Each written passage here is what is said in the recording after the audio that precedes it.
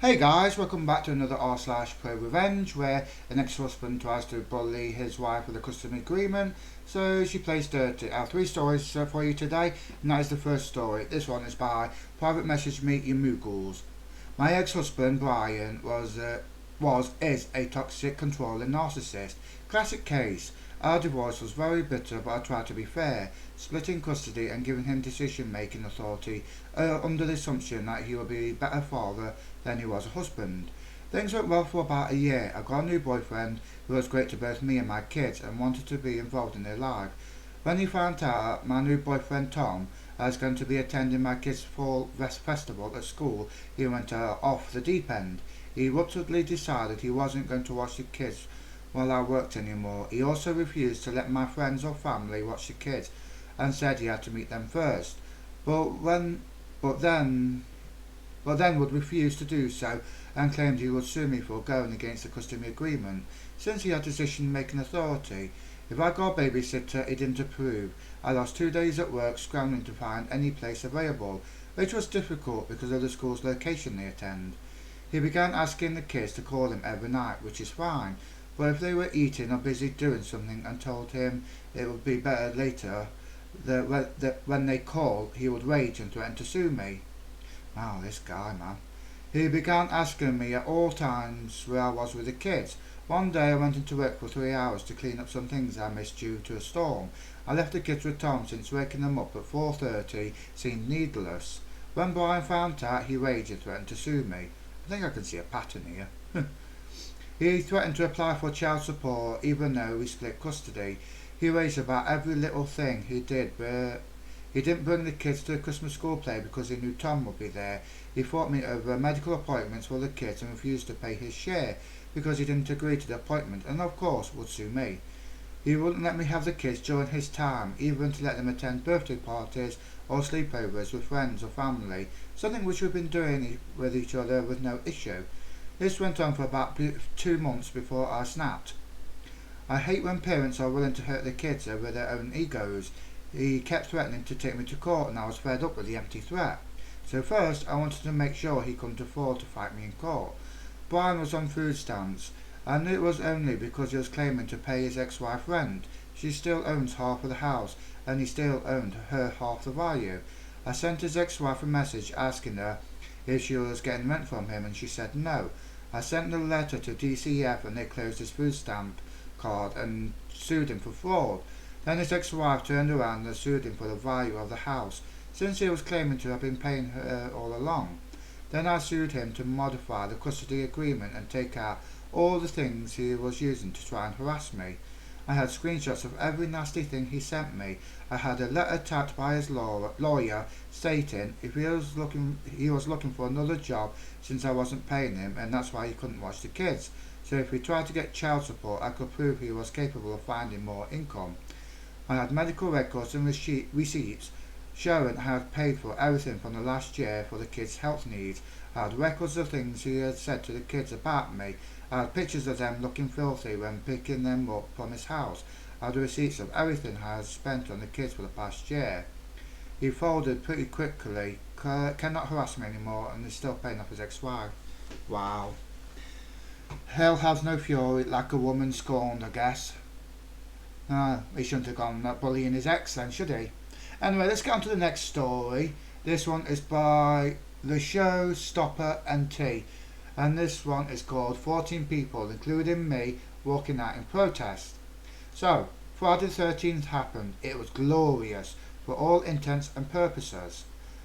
I run day-to-day operations for a decent-sized company. We have a president who runs the company in-house. He can be tedious, overwhelming, and an all-around twat sometimes. Other times he can be cool as can be. This was one of those times where he was overbearing, micromanaging dickword. As shop foreman, I take my job seriously with morale. If my guys aren't happy, good product isn't produced. If good product isn't produced, customers ain't happy. Looking towards quality control, it doesn't help when guys are overworked, underpaid and underappreciated. Friday was one of those days that started out well, but by 6:40 a.m. it had deteriorated to crap. No, we officially don't start work until 7. After the start, it was crap about this. Micromanaged that. Several people being cussed at and belittled. Everyone had enough. Once in our programming office, the idea was floated by someone that we should walk out. He couldn't fire us all. Now, we've all joked about this time to time, but it's never been more than a thought. We grit our teeth and bear it. That date was something different. After getting yelled at again for something out of my control, I finally said, fuck it. When someone asked if I was in and serious, I said yes. Then it snowballed from there. A total of 20 were supposed to walk out, but due to cold feet and few taking crap, only 14 made it. At 10 a.m. we made our move. I told everyone to wait until he would be distracted with a machine and we'd all clock out and leave. We all waited. When he was distracted, I gave the round up signal and everybody left. A few stopped for beer to relax. We weren't intended on going back to negotiate until Monday.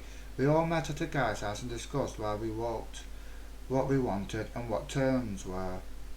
One thing was very clear when we came back. One thing was very clear. We all came back and no one did. After talking for 2.5 hours and coming to our terms, we decided to head back after a text from him.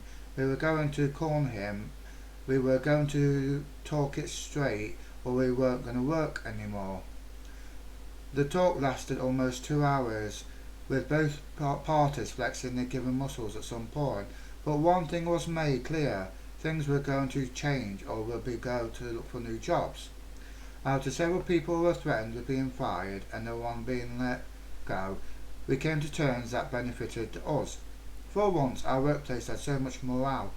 People were excited to work again. We went back to work with a purpose, agenda, and pride. This is the first Monday I've looked forward to work in a year. Even the guys who couldn't come, the people in the main office, we stirred the pot. We made it known we were not going to go through this anymore. I'll watch for any of my men and I'll do it again in a heartbeat. Edit. Thanks for my silver, kind person I again retain. I'm not posting this for karma. I'm a huge lurker. I'm posted because I want people to know the solidarity and group leadership can lead to some extraordinary things. I do apologise for my reading, guys. I do find it a bit hard with dyslexia. Anyway, that was that one. Let's move on to the next one. This is called Steal My Laundry Detergent. Hope you like the bleach clothes look. And this is by Pickles McGee. Cool name. This happened when I was in college in 2011. I lived in a 4-story dorm that was all guys, about 40 to 60 guys per floor.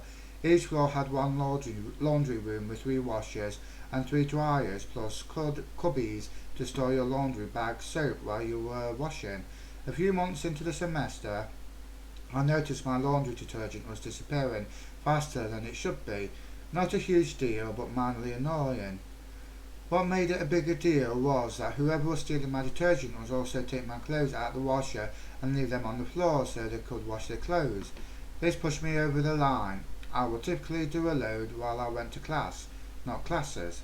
So this made finding the perp tricky. But then a golden idea hit me. I went to a Walmart and bought a new jug of laundry detergent, the same brand I always get. But I also bought extra strength bleach. I poured half the detergent from the new bowl into my old bowl and replaced it with the extra strength bleach. The next day I did my laundry as usual, but left the new and improved detergent in the cubby instead of my regular stuff. Then I waited. After class, sure enough, the clothes were sitting on a pile on the floor soaking wet and the whole laundry room smelled of bleach. Just what I wanted. Fast forward to the next week. Every Monday night we had floor meetings where we'll basically talk about rules and the crap as a floor. In walks a guy, we'll call him Bob, wearing a newly bleached hoodie and maroon jeans. Bob drops his piles of ruined clothes on the floor and starts spouting off about how somebody owed him money for his ruined clothes. The whole floor burst out in laughter. Apparently I wasn't the only one Bob was stealing soap from. He didn't get another sentence out of his mouth before our RA told him stealing detergent was still a crime, so it was his own damn fault. Enjoyed the clothes, Bob. Well, that was a good revenge, I must admit. Anyway, guys, that was r slash pro revenge. And if you did enjoy today's video, please do leave a like. Don't forget to comment. And for all other videos in the future, don't forget to subscribe. But until then, bye bye.